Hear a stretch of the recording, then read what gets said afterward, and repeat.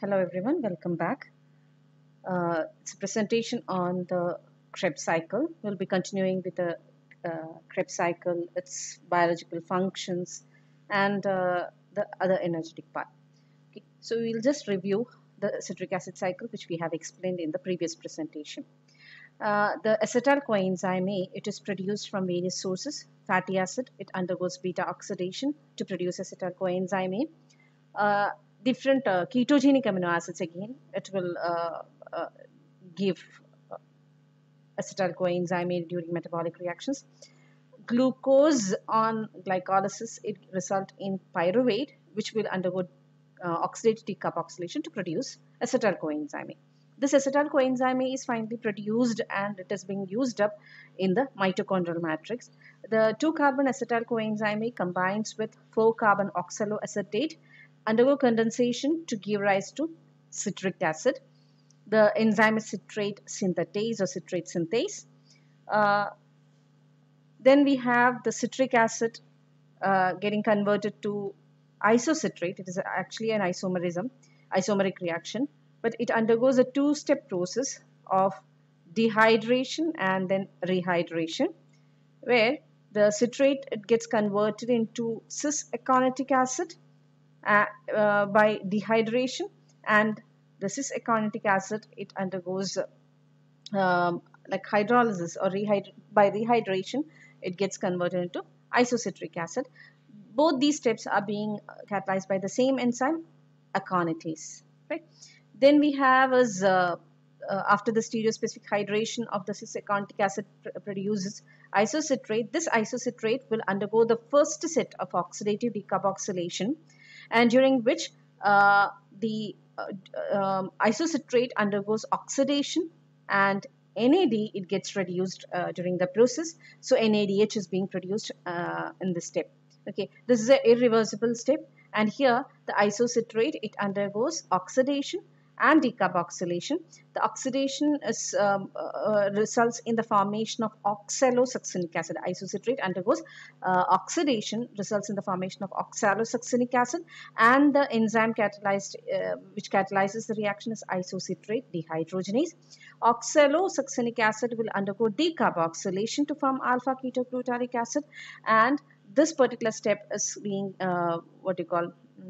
catalyzed by oxalosuccinate decarboxylase. Okay, so this is a step where NADH is being produced. One molecule of NADH is produced per acetyl coenzyme A. Now, alpha ketoglutarate acid, it undergoes another set of oxidative decarboxylation. Again, carbon dioxide is released. Along with that, NAD, it gets reduced to produce NADH. And during the process, alpha ketoglutarate acid, it gets converted into succinyl coenzyme A. Okay, this succinyl coenzyme A, it will get converted into succinic acid. And during this process, what happens is, this particular conversion, it is coupled with the conversion of GDP into GTP. That is GDP, and the succinyl coenzyme A binds with GDP and inorganic phosphate to result in the formation of succinic acid and GTP, and this GTP is utilized for the conversion of ADP to ATP. Okay, it is a substrate level phosphorylation process. The succinic acid, it undergoes dehydrogenation, or we can say oxidation, to produce fumarate, and during this process FAD, it gets reduced to produce FADH2. Okay, the fumaric acid, it undergoes hydration, stereospecific hydration process to produce malate, and this particular reaction is catalyzed by fumarase, or it is otherwise known as fumaric acid hydratase. I suppose how the name has come, it is clear to you. Okay, because it is hydration, and it is hydration is taking place on fumaric acid, and hence the name fumaric acid hydratase. Otherwise, it is referred as fumarase. Okay, now this will result in the formation of malate, right, or malic acid. The malic acid, it undergoes dehydrogenation, or we can say oxidation, to regenerate oxaloacetate. Right, and during this process, malate undergoes oxidation to produce oxaloacetate, and NAD, it gets reduced to produce NADH. This is the third molecule of NADH produced during a turn of citric acid cycle. Okay, so this is a complete process.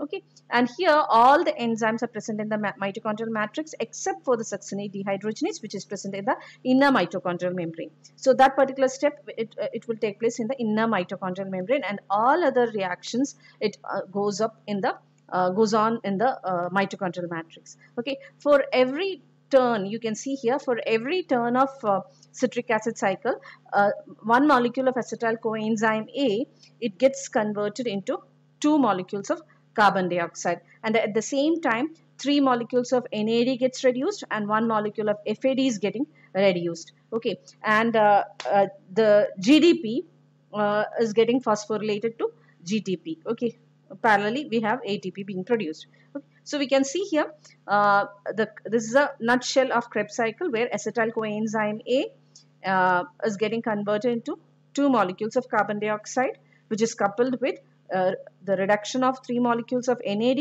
and 1 molecule of FAD, and the synthesis of ATP from ADP and inorganic phosphate. So this is the substrates in the sequence as per the this one, what we call the Krebs cycle. Acetyl coenzyme A with condensing with oxaloacetate, that is the first step, and the final step is regeneration of oxaloacetate. Okay, so if you just need to learn the names, you can use this mnemonic device, that is citrate is Krebs starting substrate for making oxaloacetate. I hope the whole thing is being summarized here. So citrate is the first substrate, is the Krebs starting substrate. Okay, here citrate, it is referring to the citric acid. Here isocitrate, Krebs the ketoglutaric acid, starting substrate succinyl coenzyme A and succinic acid for making, that is fumaric acid and malic acid, oxaloacetate. This oxaloacetate once again. Okay, so this is a sequence. The first substrate to be produced is citrate or citric acid, and hence Krebs cycle also have a name like citric acid cycle. Okay, another name is tricarboxylic acid cycle. Okay, you can see here the first product to be produced is tricarboxylic, that is 3-COO are there, isn't it? So that is why it is known as a tricarboxylic acid cycle or TCA cycle. So I hope it is clear why it is known as Krebs cycle, why it is referred as citric acid cycle, because it is a citric acid is the first stable substrate to be produced in the Krebs cycle, and it is also a tricarboxylic molecule, and hence it is known as a tricarboxylic acid cycle. Okay, I hope this is clear. Right. Now, what are the functions of Krebs cycle? First is amphibolic. Amphibolic means both catabolic and anabolic. Catabolic reactions are those which break down or cut down a larger molecule into smaller ones.